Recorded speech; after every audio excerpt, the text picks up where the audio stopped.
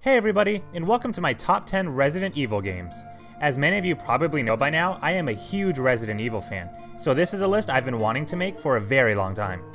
This list will obviously include spin-offs as well as the main series, and this is completely and 100% my own opinion. With that being said, let's jump into the list.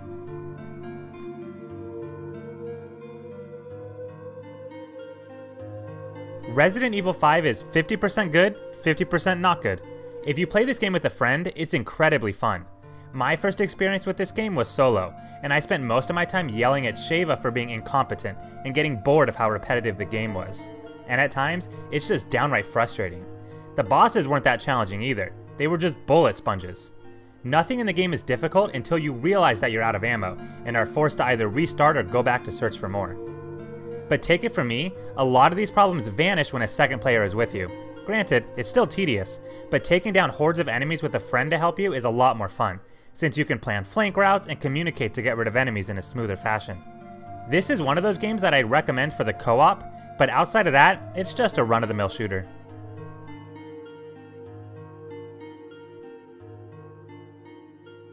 I don't really have much to say about this. I just love on-rail shooters, since they were some of my favorite games to play in the arcades.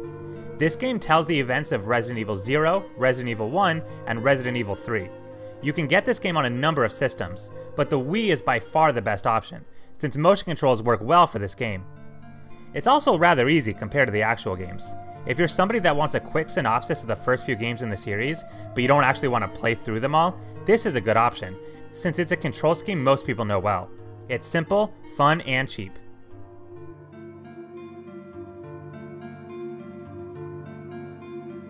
My love for this game can be summarized in 3 points. The first is Rebecca Chambers.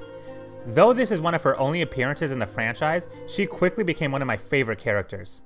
She's young, new to STARS, and is trying to find her confidence in this crazy situation. Watching her grow and become stronger, along with Billy, is a fun adventure. Second is the difficulty. This game is easily one of the hardest in the franchise. The humanoid leeches are arguably the toughest enemy in any of the Resident Evil games, and they will mess you up good. There were several parts where I was either lost, getting killed over and over, or just plain frustrated, but that's what I love in these games. Give me a challenge and let me overcome it. Resident Evil 0 is perfect for that. And third, the soundtrack, or namely, one song in particular. The save rooms in Resident Evil games act as safe havens, where you can catch your breath without worrying about a tough enemy or a jump scare. And these rooms usually have a nice melodic piece to soothe your stressed out soul. And this game has my second favorite theme. It's beautiful, nice, and relaxing. There's just one game out there that had a better one, but we'll get to that game in a bit.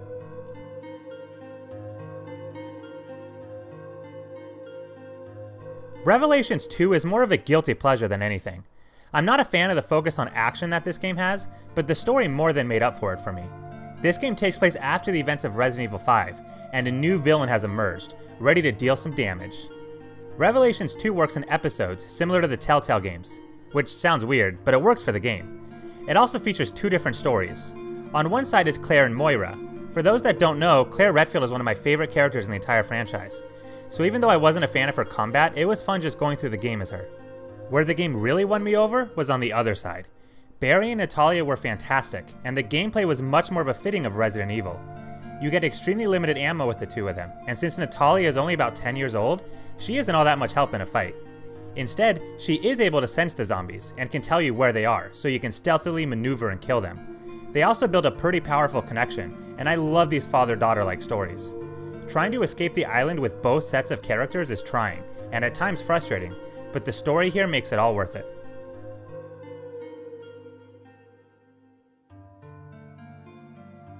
The first 3 games in the series, and 0 to a certain extent, all have the same vibe.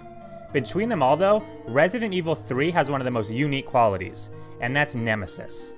Sure, this game features zombies, and a large variety of them, and while they can still pose a formidable threat, nothing stresses you out as much as Nemesis, the seemingly indestructible tyrant that will be chasing you from start to finish in this game. I mean, he's so terrifying his name made the title of the video game. Like Resident Evil 2, this game takes place in Raccoon City, and shows what happens to Jill after the incident at the mansion. Despite the setting being the same, the graphical upgrades are noticeable, and this game is beautiful.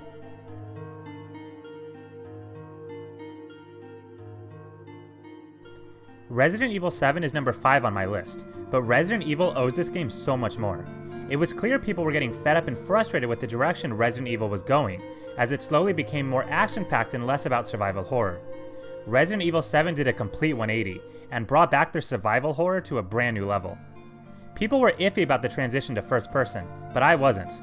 I love the idea, and I think it fit the game way more than an over-the-shoulder or fixed camera would have. It also captured that creepy and lonely vibe that the first few games had. Sure, this game has some jump scares, but that's not what set it apart. Its creepy backstory, including the sad tale of Evelyn, made this game what it is. The lore runs deep, and those who choose to explore learn that the Baker residence is a lot more tragic than one may have originally thought. This game was a true return to the survival horror formula, and I can only hope that Resident Evil 8 follows suit. This game did have some flaws, however. The boss fights were extraordinarily tedious, and there was a real lack of diversity with the enemies. But it's a great turnaround, and if Resident Evil continues on this path, nothing but positive things can be waiting in the future.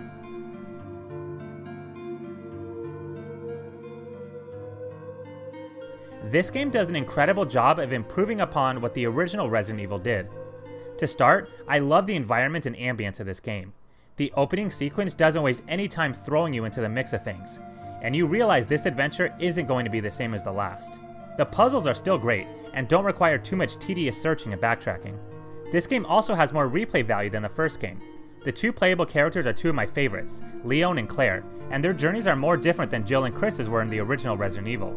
The game also has different scenarios depending on which character you play as first, so starting a second playthrough with Claire would feel different than picking her on the first playthrough. It's a neat idea, and provides something more expanded than the first game. Resident Evil 2 also features all of the other usual staples, with limited saves, fixed camera angles, and a creepy setting. All of this makes for an incredible experience.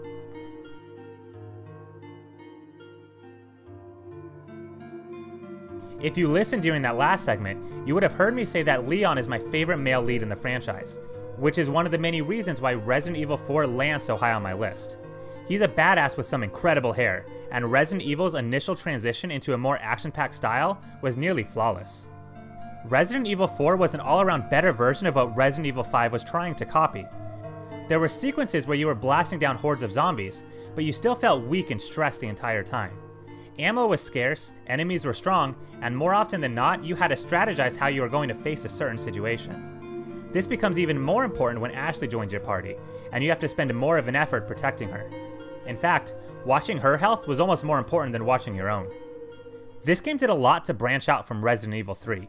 The fixed camera angle was gone, as were limited saves, which were exchanged with an over-the-shoulder camera angle that was more action-oriented.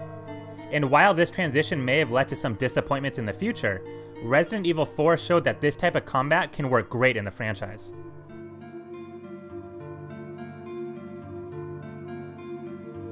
This might be an unpopular opinion, especially placing it above Resident Evil 4, but I am such a sucker for the intelligent use of the fixed camera angles. Resident Evils 1, 2, and 3 all use them well, but Code Veronica used them perfectly. In fact, few games have been able to use the fixed camera as well as this one. And on another note, this game is hard. Ammo is extremely limited, so being conservative is a must. The bosses are tough, but arguably the best in the series. And the hunters. Ugh, just thinking of them scares me. Most of the complaints come from the fact that this game isn't modernized, but that's a good thing. Code Veronica was a fantastic game, so I'm glad Code Veronica X didn't do away with the classic Resident Evil style. I would not recommend this game unless you're already somewhat experienced with Resident Evil games, since this one can kick your butt, but if you get around to it, it'll be both satisfying and rewarding. Oh, and remember how earlier I mentioned how as much as I love Resident Evil 0's save room theme, there was one other theme that I loved even more? Well, this is it. A Moment of Relief, which is the song that plays in save rooms, is so beautiful and serves its purpose. It relaxes you when all around you is death and violence. You wouldn't expect it off the Resident Evil soundtrack, but I could easily fall asleep to this piece.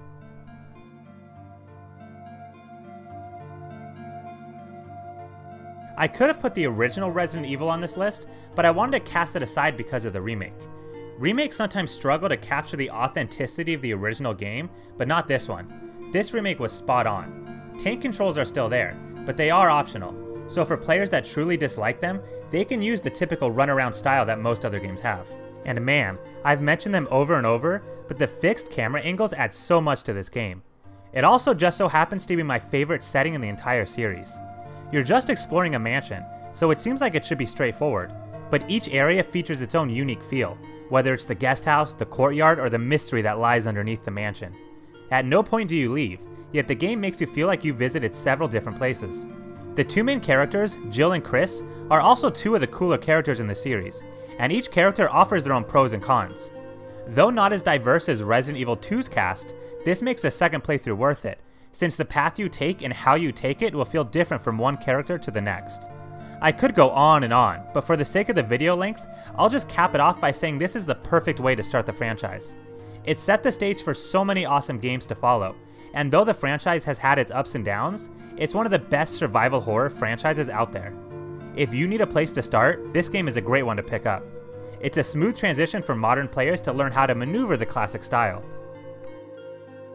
Thanks everyone for sticking around and watching the video. There's a ton of games in the franchise, so let me know which one stuck out to you and what you and disagree with on the list. If you have any ideas for future lists, let me know. I'm always open to ideas. See you guys around.